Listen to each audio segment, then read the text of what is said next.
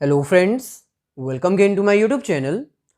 आज के इस वीडियो में हम डिस्कस करेंगे बिजनेस स्टडीज़ के important questions from chapter 4 that is planning. Planning chapter के इम्पॉर्टेंट क्वेश्चंस को हम 3 कैटेगरीज में डिवाइड कर सकते हैं। फर्स्ट हमारे पास है एमसीक्यूज। सेकेंड कैटेगरी में हम कवर करेंगे very short and long questions. और थर्ड कैटेगरी में हम डिस्कस करेंगे केस बेस्ड क्वेश्चंस। आज के इस लेक्चर में हम सेकेंड कैटेगरी को स्टार्ट करेंगे, दैट इज इंपॉर्टेंट क्वेश्चंस जो कि वेरी शॉर्ट और लॉन्ग क्वेश्चंस के लिए फाइनल एग्जाम में आ सकते हैं। क्वेश्चन स्टार्ट करने से पहले आपको बता दें कि प्लानिंग चैप्टर को हम बेसिकली 3 टॉपिक्स में डिवाइड कर सकते हैं। सबसे पहले हमारे पास आता है प्लानिंग का बेसिक कॉन्सेप्ट यानी मीनिंग और features, then importance, limitations. Second topic हमारे पास है प्लानिंग प्रोसेस, जिसमें आपको नियर अबाउट 7 स्टेप्स लर्न करने होते हैं। और लास्ट हमारे पास आता है टाइप्स ऑफ प्लान्स। इनमें से अगर हम टॉपिक वाइज डिवाइड करें तो वेरी शॉर्ट क्वेश्चंस के लिए कॉन्सेप्ट, इंपॉर्टेंस और लिमिटेशंस सबसे ज्यादा इंपॉर्टेंट है, जबकि शॉर्ट और लॉन्ग क्वेश्चंस के लिए प्लानिंग प्रोसेस इंपॉर्टेंट है।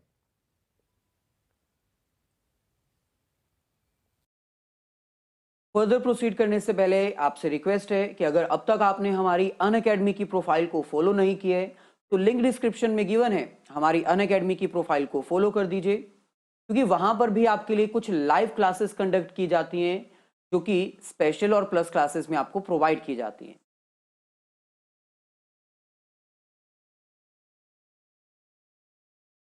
फर्दर प्रोसीड करने से पहले आपसे रिक्वेस्ट है कि अगर अब तक आपने हमारी अनअकैडमी की प्रोफाइल को फॉलो नहीं किया है तो लिंक डिस्क्रिप्शन में गिवन है, आप हमारी अनअकैडमी की प्रोफाइल को फॉलो कर दीजिए, क्योंकि वहां पर भी आपके लिए कुछ स्पेशल और प्लस क्लासेस कंडक्ट की जाती हैं अकाउंट्स, इकोनॉमिक्स और बिजनेस स्टडीज को लेकर।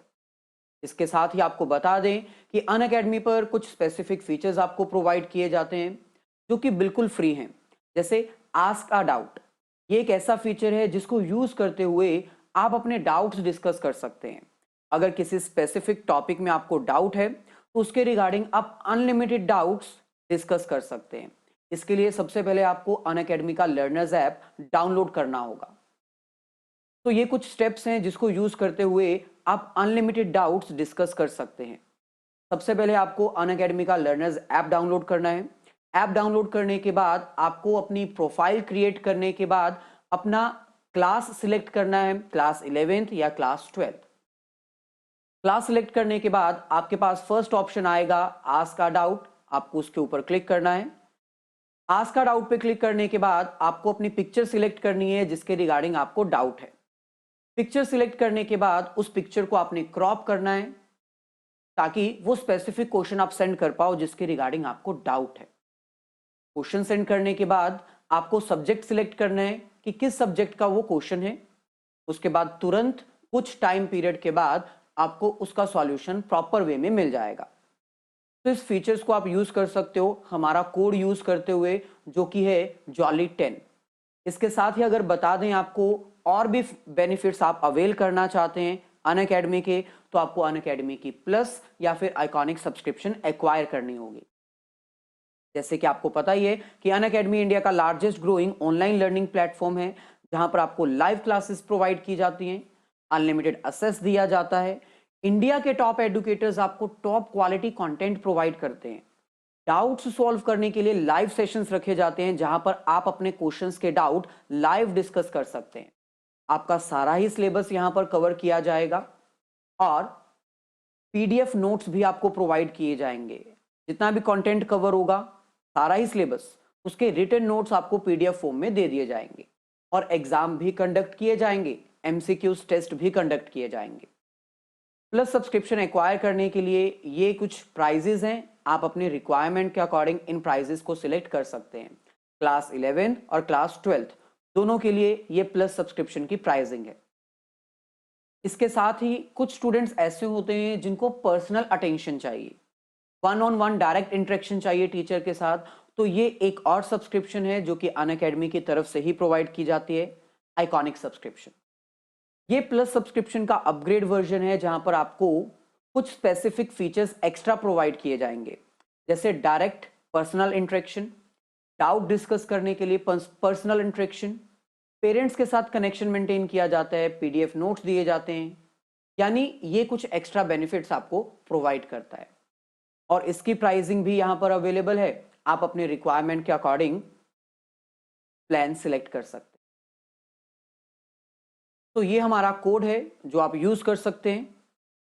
अगर आप ये कोड यूज करते हो तो आपको 10% डिस्काउंट इमीडिएटली मिल जाएगा, jolly 10। So first of all हम डिस्कस करते हैं वेरी शॉर्ट क्वेश्चंस जो कि फाइनल एग्जाम में मोस्ट एक्सपेक्टेड और मोस्ट प्रेफर्ड हो सकते हैं। जो वेरी शॉर्ट क्वेश्चंस होते हैं वो इनडायरेक्ट वे में आते हैं, यानी डायरेक्टली एग्जामिनर आपसे ये नहीं पूछेगा कि प्लानिंग क्या होता है। वो इनडायरेक्ट वे में आपको कुछ पैराग्राफ्स देगा जिनको रीड करते हुए आपको उस पैरा को आइडेंटिफाई करना है और क्वेश्चन को सॉल्व करना है। जैसे ये हमारे पास फर्स्ट क्वेश्चन है। क्वेश्चन में हमें कह रहे हैं all business firms would like to be successful, increase their sales and earn profit. All managers dreams of this and strive to achieve their goals. But to turn these dreams into reality, managers need to work hard in thinking about the future, in making business predictions and achieving targets. यहां पर हमें कह रहे हैं कि हर एक businessman जो है, हर एक मैनेजर जो है, वो अपने बिजनेस को सक्सेसफुल करना चाहता है, अपनी सेल्स को इंक्रीज करते हुए अपने प्रॉफिट को इंक्रीज करना चाहता है। हर बिजनेस ऑर्गेनाइजेशन का मैनेजर ये ड्रीम करता है और इसके लिए उसको कुछ गोल्स सेट करने होते हैं ताकि वो अपने ड्रीम्स को अचीव कर पाए। फ्यूचर के बारे में एडवांस में उनको डिसाइड करना होता है ताकि वो अपने टारगेट सेट करके उनको अचीव कर पाए। तो क्वेश्चन में आपको ये पूछ रहे हैं which function of management make them achieve their dreams. So management का कौन सा फंक्शन है जिसके थ्रू वो अपने ड्रीम्स अचीव कर सकते हैं। सो ऑब्वियसली ये हमारे पास प्लानिंग चैप्टर है, तो प्लानिंग ही यहां पर आंसर होना चाहिए, लेकिन एग्जाम में आपको चैप्टर वाइज क्वेश्चन नहीं पूछे जाएंगे, इसलिए आपको इसकी क्लैरिफिकेशन होनी चाहिए। सो सिंपल है, प्लानिंग ही मैनेजमेंट का एक ऐसा फंक्शन है जिसमें हम एडवांस में डिसाइड करते हैं फ्यूचर के बारे में और अपने टारगेट्स को सेट करके उनको अचीव करते हैं। सो आंसर क्या होगा यहां पर, function of management that is discussed planning. ऐसे ही सेकेंड क्वेश्चन हमारे पास है before doing something the manager must formulate an idea of how to work on a particular task, identify the function of management. यहां पर भी management के function को आइडेंटिफाई करने को बोला गया है, यानी आप देख सकते हो कि आएगा आंसर इसका भी प्लानिंग और आंसर इसका भी प्लानिंग है, लेकिन क्वेश्चन की फॉर्मेशन में कितना चेंज है। सो एग्जामिनर ऐसे बहुत सारी एग्जांपल्स सेट कर सकता है, बहुत सारे पैराग्राफ्स आपको दे सकते हैं। आपको कॉन्सेप्ट की क्लैरिटी होनी चाहिए। अगर कॉन्सेप्ट क्लियर है तो आप किसी भी पैरा को रीड करके इजीली आइडेंटिफाई कर सकते हो और आंसर्स दे सकते हो। कॉन्सेप्ट क्लैरिटी के लिए आप हमारे रिकॉर्डेड वीडियोस देख सकते हैं। प्लानिंग चैप्टर की रिटन नोट्स के साथ वीडियोस ऑलरेडी अपलोड कर दी गई हैं, लिंक डिस्क्रिप्शन में गिवन है, आप जाकर देख सकते हैं। सो यहां पर भी आंसर क्या होगा, प्लानिंग। ऐसे ही नेक्स्ट क्वेश्चन हमारे पास है if time factor is not taken into consideration conditions in the environment में change and all the business plans में go waste, identify the limitation of planning. यहां पर हमें कह रहे हैं कि अगर टाइम फैक्टर को ध्यान में ना रखा जाए तो हो सकता है कि जब हम प्लानिंग कर रहे हैं तो बिजनेस एनवायरनमेंट चेंज हो जाए और हमारी प्लानिंग वेस्ट हो जाए। सो आपको यहां पर प्लानिंग की लिमिटेशन आइडेंटिफाई करनी है जो कि यहां पर हाईलाइट की गई है। बेसिकली यहां पर दो लिमिटेशंस हाईलाइट की गई हैं। First, planning is time consuming process, यानी प्लानिंग जो है वो एक टाइम कंज्यूमिंग प्रोसेस है, हमें टाइमली मैनर पर प्लानिंग करनी चाहिए। और दूसरा, प्लानिंग में not work in dynamic environment, planning जो है वो डायनेमिक एनवायरनमेंट में काम नहीं करती है। सो ऐसे ही नेक्स्ट फोर्थ क्वेश्चन हमारे पास है if goals are well defined, employees are aware of what the organisation has to do and what they must do to achieve those goals, identify the importance of planning. यहां पर आपको planning की importance identify करनी है जो कि यहां पर हाईलाइट की गई है। बेसिकली यहां पर कह रहे हैं कि अगर एक ऑर्गेनाइजेशन के गोल्स वेल डिफाइंड होंगे, सबको पता होगा क्या करना है कैसे करना है, तो एम्प्लॉयज उसी रास्ते पे चलेंगे और गोल्स को अचीव करेंगे। इसका मतलब प्लानिंग प्रोवाइड्स डायरेक्शन, ये इंपॉर्टेंस यहां पर हाईलाइट की गई है। सो ऐसे ही नेक्स्ट 5th क्वेश्चन हमारे पास है, if there were no goals and standards then finding deviations which are a part of controlling would not be possible. Identify the importance of planning. यहां पर हमें कह रहे हैं कि अगर एडवांस में गोल्स और स्टैंडर्ड सेट नहीं किए जाते तो कंट्रोलिंग के टाइम पर डेविएशंस फाइंड आउट करना, कंपैरिजन करना, करेक्टिव एक्शंस करना पॉसिबल नहीं हो पाएगा। इसका मतलब प्लानिंग जो है वो स्टैंडर्ड्स प्रोवाइड करती है कंट्रोल करने के लिए। सो कौन सी इंपॉर्टेंस यहां पर प्लानिंग की हाईलाइट की गई है? Planning establish standards for controlling. इसका मतलब फाइनल एग्जाम की प्रिपरेशन करने के लिए आपको ये नहीं करना है कि अगर 6 to 7 एडवांटेजेस, 6 to 7 फीचर्स या फिर 6 to 7 अगर लिमिटेशंस दे रखी हैं तो आप ये नहीं कर सकते कि कोई 3 लिमिटेशंस कर ली या फिर कोई 3 एडवांटेजेस कर लिए, क्योंकि एग्जाम में आपको इनडायरेक्ट वे में क्वेश्चन पूछ सकते हैं और कह सकते हैं कि बताओ कौन सी लिमिटेशन या कौन सा एडवांटेज यहां पर हाईलाइट किया गया है। सो 95 प्लस स्कोर करने के लिए आपको इन डेप्थ सारी नॉलेज होनी चाहिए। ऐसे ही नेक्स्ट क्वेश्चन हमारे पास आता है क्वेश्चन नंबर 6। क्वेश्चन नंबर 6 में हमें कह रहे हैं, if there were no planning employees would be working in different directions and the organization would not be able to achieve its desired goal. Identify the importance of planning. यहां पर हमें कह रहे हैं कि अगर प्लान नहीं बनाया गया तो हो सकता है एम्प्लॉयज को पता ही नहीं हो कि किस डायरेक्शन में चलना है, कब क्या करना है और कैसे करना है। सो इसका मतलब प्लानिंग एक इंपॉर्टेंट फंक्शन है। क्यों? क्योंकि वो डायरेक्शन प्रोवाइड करता है। सो इसमें कौन सी इंपॉर्टेंस हाईलाइट की गई है? Planning provides direction. सो यही इंपॉर्टेंस अभी हमने 4th में भी देखी, यहां पर भी सेम इंपॉर्टेंस हाईलाइट की गई है, लेकिन आप देख सकते हो क्वेश्चन की फॉर्मेशन में कितना चेंज है, क्योंकि जरूरी नहीं है कि एग्जाम में ये सेम लाइंस आपके सामने आएंगी। एग्जामिनर लाइंस को चेंज कर सकता है, उसके अकॉर्डिंग आपको कॉमन अंडरस्टैंडिंग होनी चाहिए। सो ऐसे नेक्स्ट क्वेश्चन हमारे पास है, planning is purposeful, do you agree? Explain with the help of example. Simple और डायरेक्ट क्वेश्चन है, लेकिन यहां पर मीनिंग कुछ और पूछा गया है। क्या प्लानिंग पर्पसफुल है? क्या आप एग्री करते हो इस स्टेटमेंट से? आपको विद एग्जांपल ये एक्सप्लेन करना है। सो सिंपल है कि हम इस स्टेटमेंट से एग्री करते हैं, क्योंकि पर्पसफुल का मतलब होता है कि प्लानिंग गोल्स को अचीव करने के ऊपर फोकस करती है। यानी यहां पर आपको प्लानिंग के फीचर को एक्सप्लेन करना है, और वो फीचर कौन सा है? Planning focus on achieving objectives. With example ये आपको प्रूव करना है। ऐसे ही 8th क्वेश्चन हमारे पास है, planning precedes other functions, explain.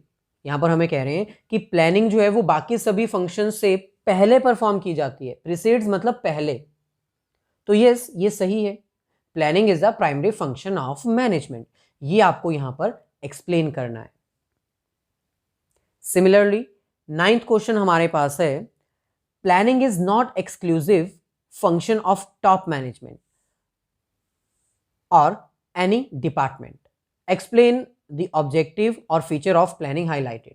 यहां पर हमें कह रहे हैं कि प्लानिंग सिर्फ ये नहीं है कि टॉप लेवल मैनेजमेंट का ही फंक्शन है या फिर किसी एक स्पेसिफिक डिपार्टमेंट का ही फंक्शन है, ऐसा नहीं है। तो ये किसका फंक्शन है? प्लानिंग इज परवेसिव, वो आपको यहां पर एक्सप्लेन करना है। प्लानिंग हर एक लेवल पर परफॉर्म की जाती है, हर कंट्री में होती है, हर इंडस्ट्री में होती है, हर डिपार्टमेंट में होती है। सो प्लानिंग इज परवेसिव, ये आपको यहां पर एक्सप्लेन करना है। सिमिलरली 10th क्वेश्चन हमारे पास है, it became difficult to accurately assess future trends in the environment if economic policies are modified और political condition in the country are not stable और there is a natural calamity. Identify the limitation of planning. यहां पर हमें कह रहे हैं कि अगर फ्यूचर अनसर्टेन है, फ्यूचर को सही से प्रिडिक्ट नहीं किया जा सकता, अगर इन्वायरमेंट में कॉन्टिन्यूसली इकोनॉमिक, पॉलिटिकल या नेचुरल चेंजेस आ रहे हैं तो प्लानिंग करना थोड़ा डिफिकल्ट हो सकता है। सो इसका मतलब यहां पर प्लानिंग की कौन सी लिमिटेशन हाईलाइट की गई है? प्लानिंग में not work in dynamic environment. So similarly very short question cover करने के बाद अब हमारे पास आते हैं शॉर्ट क्वेश्चंस जो कि मोस्ट प्रोबेबली प्लानिंग प्रोसेस में से ही आते हैं। सो यहाँ पर आपको कुछ स्टेटमेंट्स दी गई हैं, उन स्टेटमेंट्स को रीड करके आपको प्लानिंग के स्टेप्स को आइडेंटिफाई करना है कि कौन से स्टेप को यहाँ पर हाईलाइट किया गया है। जैसे फर्स्ट क्वेश्चन आपके सामने है, planning is concerned with the future which is uncertain and every planner is using conjecture about what might happen in future. Identify the limitation of planning. यहाँ पर आपको प्लानिंग के स्टेप को भी आइडेंटिफाई करना है और वो लिमिटेशन भी आइडेंटिफाई करनी है जो यहाँ पर हाईलाइट की गई है। बेसिकली यहाँ पर कह रहे हैं कि जो प्लानिंग है वो फ्यूचर के लिए की जाती है और फ्यूचर जो कि अनसर्टेन है, इसलिए हर एक प्लानर को फ्यूचर में होने वाले चेंजेस को प्रिडिक्ट करना होता है, एज्यूम करना होता है। इसका मतलब यहाँ पर कौन से स्टेप को हाईलाइट किया गया है? डेवलपिंग प्रेमिसेस, जो कि प्लानिंग में सेकंड प्रोसेस है, डेवलपिंग प्रेमिसेस। और लिमिटेशंस कौन सी हैं? प्लानिंग में not work in dynamic environment. Similarly second question हमारे पास है, the positive and negative aspect of each proposal needed to be evaluated in the light of the objective to be achieved. यहां पर हमें कह रहे हैं कि जो भी पॉजिटिव और नेगेटिव एस्पेक्ट्स होते हैं किसी भी ऑल्टरनेटिव की, वो हमें इवेल्युएट करने होते हैं ताकि हम अपने ऑब्जेक्टिव को अचीव कर पाए। तो ये कौन सा स्टेप यहां पर हाईलाइट किया गया है? बेसिकली यहां पर इवेल्युएशन ऑफ डिफरेंट ऑल्टरनेटिव्स, या फिर हम कह सकते हैं इवेल्युएटिंग ऑल्टरनेटिव कोर्सेस, वो स्टेप यहां पर हाईलाइट किया गया है क्योंकि वही स्टेप तो है जो ये कहता है कि एक प्लानर को प्लानिंग करने के टाइम पर सारे ऑल्टरनेटिव्स आइडेंटिफाई करने चाहिए और उन ऑल्टरनेटिव्स में से एक बेस्ट सिलेक्ट करने से पहले सभी को इवेल्युएट करना चाहिए, सबके पॉजिटिव और नेगेटिव पॉइंट्स हाईलाइट करने चाहिए ताकि एक बेस्ट सिलेक्ट किया जा सके।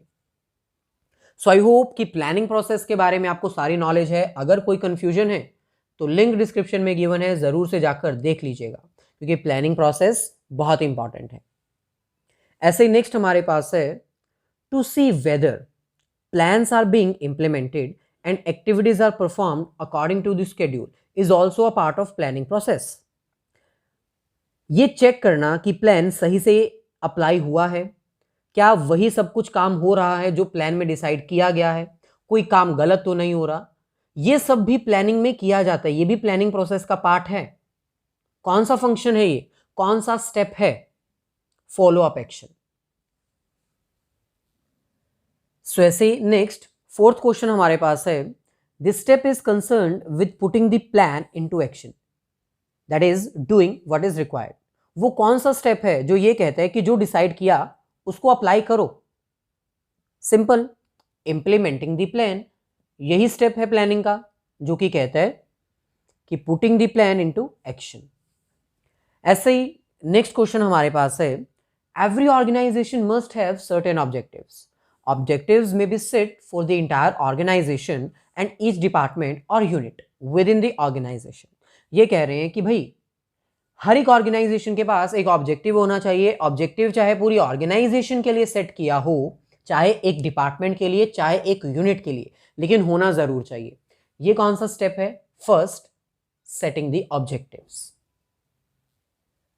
सो सिमिलरली वेरी शॉर्ट और शॉर्ट क्वेश्चंस कवर करने के बाद अब हमारे पास आते हैं लॉन्ग क्वेश्चंस। लॉन्ग क्वेश्चंस में सिर्फ एक ही क्वेश्चन इंपॉर्टेंट है और वो है प्लानिंग प्रोसेस। प्लानिंग प्रोसेस को वो इनडायरेक्ट मैनर में भी पूछ सकते हैं, यानी कुछ स्टेटमेंट्स देंगे, उसको रीड करते हुए पहले तो आइडेंटिफाई करना पड़ेगा, फिर प्लानिंग प्रोसेस आपको एक्सप्लेन करना होगा, या फिर डायरेक्टली भी पूछ सकते हैं वो सारे स्टेप्स जो प्लानिंग प्रोसेस में इन्वॉल्व हैं। तो प्लानिंग प्रोसेस में ओवरऑल 6 to 7 स्टेप्स हैं। ऑलरेडी वीडियो अपलोड कर दी गई है, लिंक डिस्क्रिप्शन में गिवन है, जाइए और देख लीजिए। आई होप आपको लेक्चर अच्छा लगा है। अगर वीडियो अच्छी लगी है तो इसको जरूर अपने फ्रेंड्स के साथ शेयर करिए, लाइक कर दीजिए